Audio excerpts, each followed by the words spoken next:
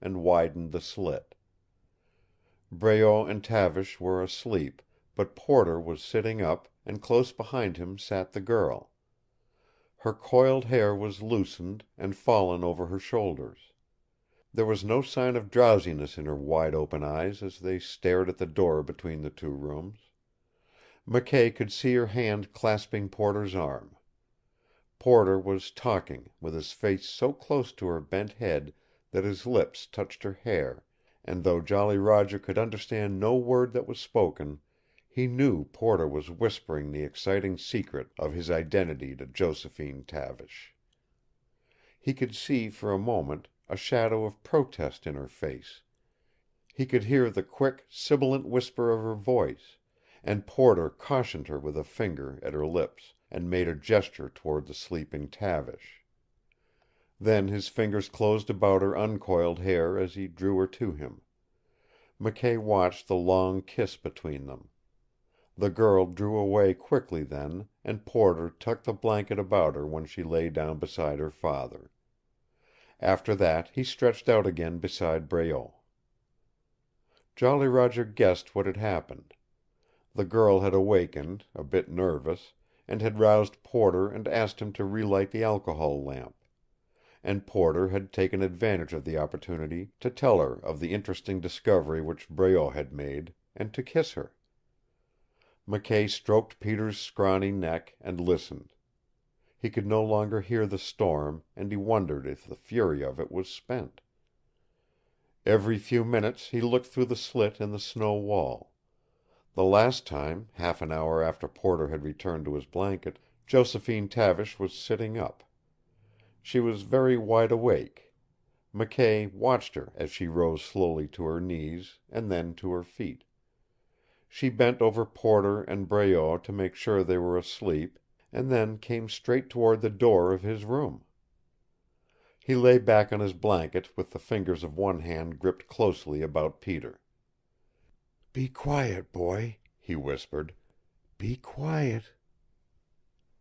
He could see the shutting out of light at his door as the girl stood there, listening for his breathing. He breathed heavily, and before he closed his eyes he saw Josephine Tavish coming toward him. In a moment she was bending over him. He could feel the soft caress of her loose hair on his face and hands.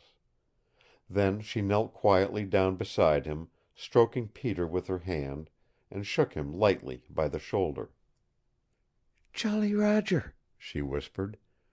"Jolly Roger McKay." He opened his eyes, looking up at the white face in the gloom. "Yes," he replied softly. "What is it, Miss Tavish?"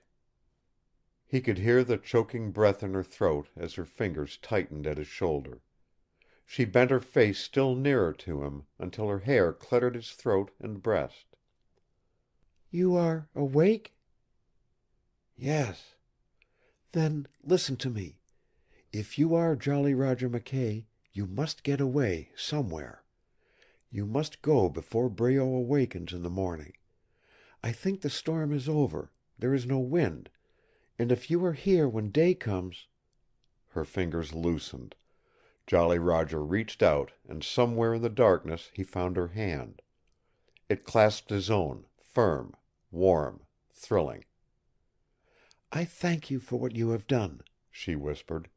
"But the law and Breault, they have no mercy." She was gone, swiftly and silently, and McKay looked through the slit in the wall until she was with her father again. In the gloom he drew Peter close to him. "We're up against it again, Pied Bot," he confided under his breath.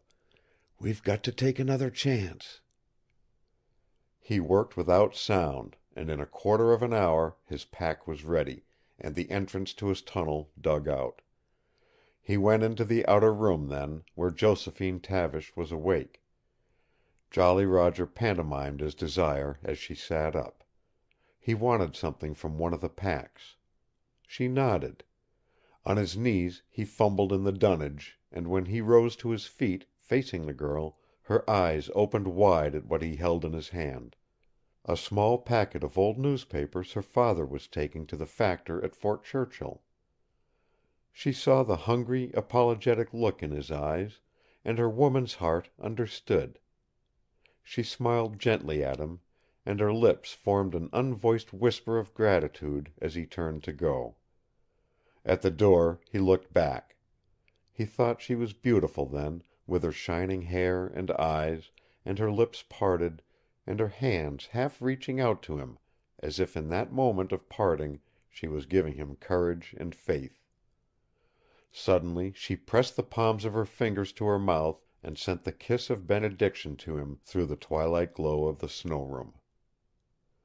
A moment later, crawling through his tunnel with Peter close behind him, there was an exultant singing in Jolly Roger's heart.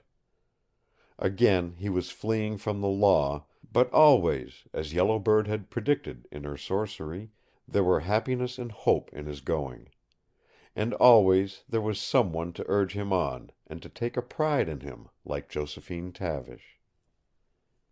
He broke through the dune crust at the end of his tunnel, and crawled out into the thick, gray dawn of a Barren Land day.